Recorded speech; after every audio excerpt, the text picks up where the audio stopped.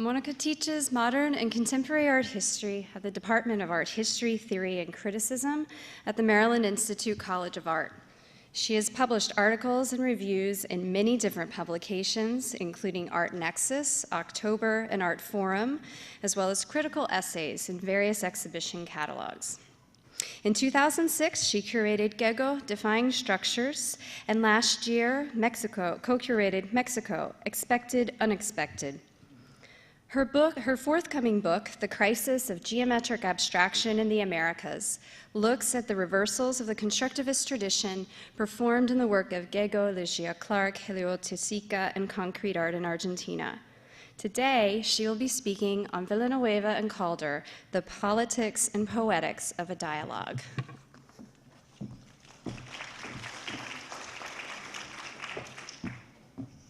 Well, thank you, because, you know, it's been a long day, and so I appreciate the patience, the invitation, everything. Villanueva and Calder, the poetics and politics of a dialogue. And you're seeing, for those who are not familiar with this collaboration, an image of the Aula Magna or auditorium in the City University of Caracas with Calder's acoustic panels, so they have a functional purpose, and this is what I'm going to mostly talk about.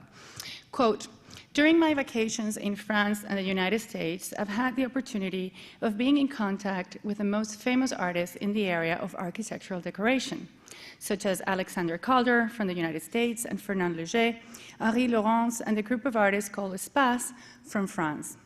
End quote. With these words, Venezuelan architect Carlos Raúl Villanueva aspired to support his argument for a collaboration between art and architecture in the spatial tour de force that constituted his campus for the City University of Caracas. The latter was initiated in 1944 and was completely finished in 1977. Addressed to the director of the Department of Projects of the Institute of the City University, Daniel Allenberg, the letter, dated June 18, 1952, signals the beginning of a transnational odyssey that would culminate in what some art historians have qualified as the most successful example of a post-war synthesis of the arts. The latter concept was championed since the late 40s by Le Corbusier Ancien and the artists of the group Espace, which was founded in Paris in 1951 by André Bloch, artist and editor of L'Architecture d'aujourd'hui, and to whom the French-educated Villanueva, closely involved with the cultural life of post-war Paris, turned when conceiving of a dialogue between art and architecture in his university campus. In this short paper, I will focus on the collaboration and shoot between American artist Alexander Calder, the acoustic engineering firm of Robert Newman, and Villanueva himself in the Aula Magna auditorium. I will argue that this paradigmatic case of an integration of the arts developed in close dialogue with the public spaces of the campus, specifically the covered plaza right outside the auditorium, and that its plastic functionality provided Villanueva the opportunity to realize integration and not just synthesis of the arts. I will navigate political, cultural, and formal categories to explore the logic of connectivity deployed by Villanueva in the conceptualization and construction of these spaces, and to discern the local specificities of this unique collaboration in the Caracas of the 50s. In Venezuela, failed early attempts at a democracy were followed by an inclement dictatorship led by Colonel Marcos Pérez Jiménez between 1952 and 1958. Under an increasingly strict regime and a discredited political environment, the country witnessed an urban development and an infrastructural progress that had no historical precedents. The revenues of the oil industry, and to a lesser degree the iron industry, paired with the monumental aspirations of the new dictatorship, transformed the country, and particularly Caracas, its capital, into a highly modernized urban center of approximately 800,000 inhabitants. Office buildings, highways, residential centers, and hotels changed the face of the city. For the Minister of Internal Relations during the dictatorship, quote, "If something characterizes the current political regime in Venezuela, it is the bulldozer. The bulldozer is the best collaborator of the government, the most precise interpreter of the elevated and noble objective to transform the physical environment." end quote. Indeed, by 1954, Architectural Forum described Caracas as the buildingest city in South America and, quote, one of the fastest growing cities in the world. In 1957, Architectural Record published an article entitled Highlights of Venezuela's Burgeoning New Architecture.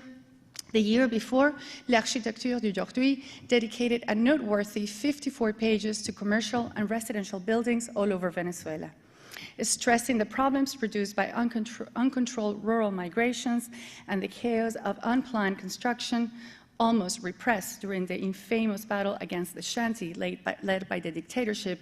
The magazine's editorial described the virtues of the new buildings, which would provide all sorts of complementary services to the new communities of rural migrants. In time, it concluded, Caracas would be an exemplary case of habitat planning. Time proved otherwise, as the construction frenzy of the 50s gave way to the inchoate disarray of the 60s. The City University, however, was one of the most important interventions in the urban fabric of the city, and despite its primary role as an educational institution, it was, and still is, the public site for numerous cultural, social, and public debates. Fully supported by the government's desire to rapidly modernize Caracas, the project, which had been commissioned by the previous democratic administration, came to be identified during its construction with the dictatorial regime and the dictator's concern with his international public image. The fact that such a project could not have been made without the full support of the government aroused criticism among some intellectuals and artists, in whose eyes Villanueva and his team were seen as complying with the dictatorship.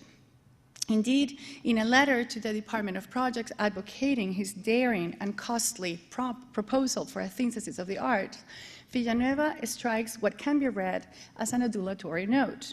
After describing his artistic program for the urbanistic conception of the campus, he's quick to point out that no country had ever achieved such ambitious synthesis of the arts, and that these would honor Venezuela and the government undertaking such a challenge.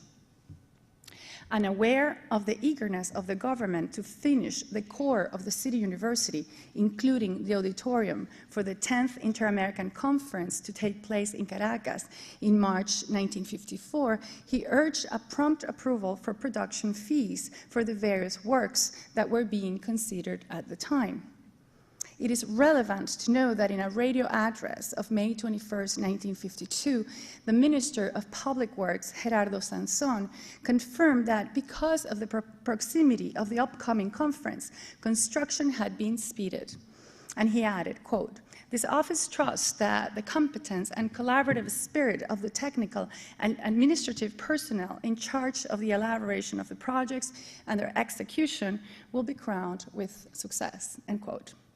The 10th Inter-American Conference, which opened the 1st of March of 1954 in the auditorium of the City University, was received with great hostility and acts of protest in the poor areas of the city. The previous month, the Communist Party had circulated a clandestine manifesto under the title, quote, a meeting directed to accentuate imperialist Yankee domination over Latin American countries, end quote. The highlight of the polemical conference was American Secretary of State John Foster Dull's resolution against communism and Pérez-Jiménez's full support to the U.S. to overthrow the democratic government of Guatemala, as well as his promise to oppose the creation of an Inter-American Development Bank. The 22nd of October of that year, the Republican government of the United States awarded the Legion of Merit to Colonel Pérez-Jiménez in his highest degree. The fact that the communal center of the City University had opened its doors for the first time to such events must have confirmed the Venezuelan intellectuals' animosity.